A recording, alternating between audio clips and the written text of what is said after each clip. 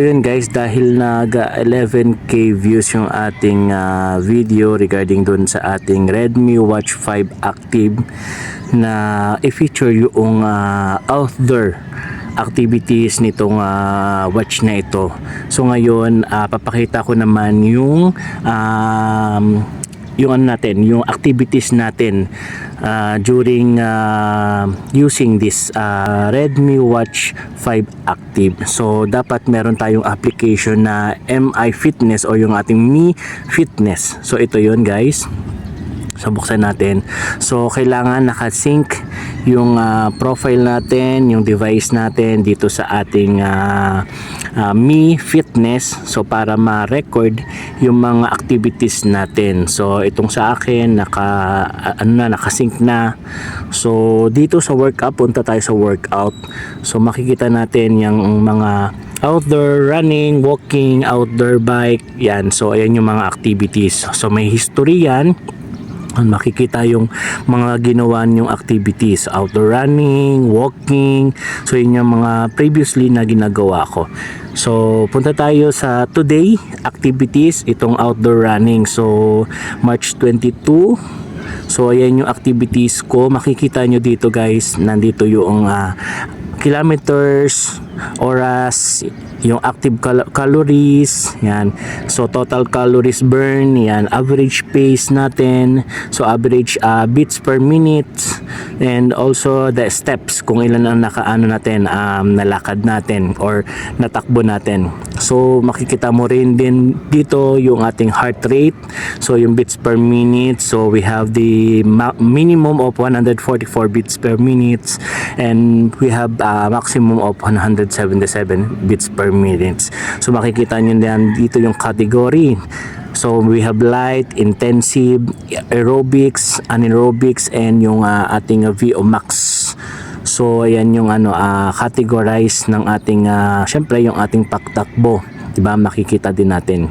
Then we have the pace, the average pace and the maximum pace natin during the activities. So yan, pace by kilometer, kung ilan ba yung ating pacing. Then also we have the cadence, yan. So may cadence pa tayo, may average steps per minute.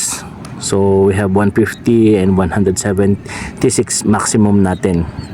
And so also we have the stride. So yan, 74, and the maximum is 84. Yan, eating the training effect. So positive 27 yung ating vitality score. And also we have the training experience, kung very relaxed, moderate, intense, or very intense. And of course, syempre, yung data source natin, itong ating Redmi Watch 5 Active. So napaka effective and efficient nitong ating smartwatch na ito, itong ating Redmi Watch 5 Active.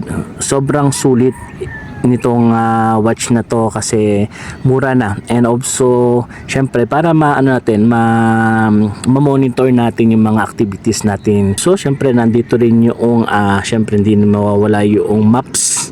So yan yung natin, yung tinakbo natin. So yan, nakikita natin yung ating yung mapa, kung saan tayo nagsimula at saan tayo nagtapos.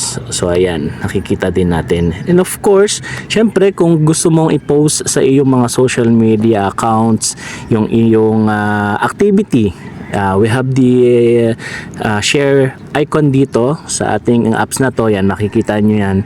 So pwede nyong i-download, i-save sa inyong mga gallery. Yan, pipili lang kayo ng mga kung anong itsura nung ipopost mong image. So yan, i-save nyo lang.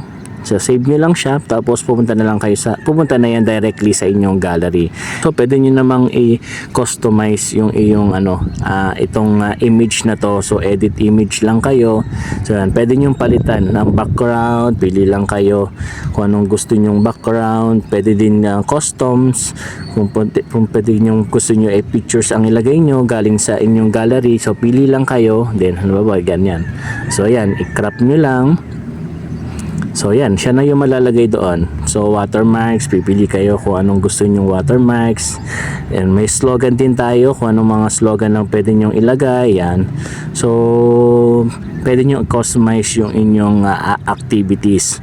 So napakaganda po nitong ating Redmi Watch 5 Active, no? So if tapos na kayo, nakapamili na kayo ng gusto nyong ilagay, so i-done nyo lang, then save nyo lang.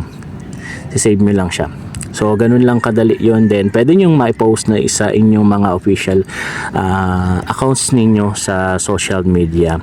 So, yun lamang po. Ito lang po yung ating video for today. So, follow me for another videos na gagawin natin regarding dito sa ating Redmi Watch 5 Active. So, thank you very much and don't forget to subscribe to my YouTube channel. Bye-bye and God bless po.